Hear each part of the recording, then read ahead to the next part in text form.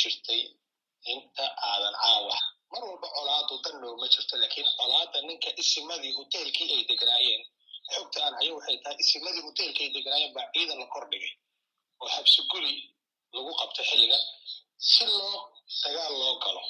marka waxaan leeyahay xabad waxaa ka wanaagsan laakiin walaalkay nabadda keliya danina xal uma ahe guud ahaan dadka Soomaaliyeed ama ha noqotaan BSF iyo sidoo kaleba Soomaalida kale ee ku nool halkaas ee leh dadkaasi hooyooyinka iyo caruurta isugu jiraba danay u tahay maxaa hadda marka asaga hadduu rasaastii bilaabay dhinaca kaleetana dabcan ay uga baaqsan waayo ugu yaraan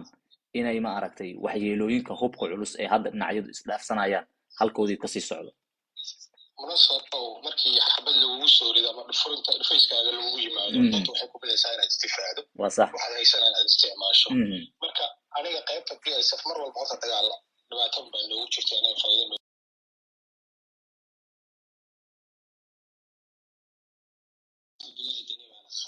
mas'uuliyadda meesha waxa ka dhaca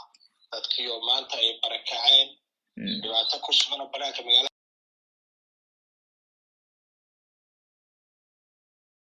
barakeeyo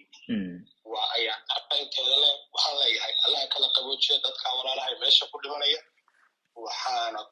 ambaareynaya tilaabadan habeen barka ah ee uu ka qaaday magaalada Boosaaso ee isha dhaqaalaha ee Puntland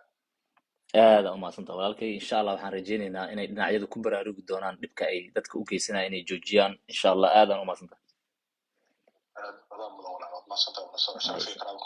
sidoo kale walaalkay guud ahaan walaalayaal waxaan ummadda Soomaaliyeed ee dhibaatada caawa ay ku dul dhacayso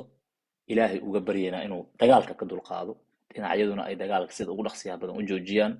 intiina sharafan ee barnaamijkan ka qayb qaadatay ama ha faafiso ama aragti wanaagsan ha soo qorto ama intii wixii ku jirayba soo bandhigay noocu doon ha ahaadee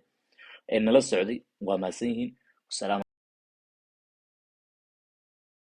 ورحمة الله وبركاته. أنا ودي عين ولا لاز دبكن وإلهي كخالد. السلام عليكم.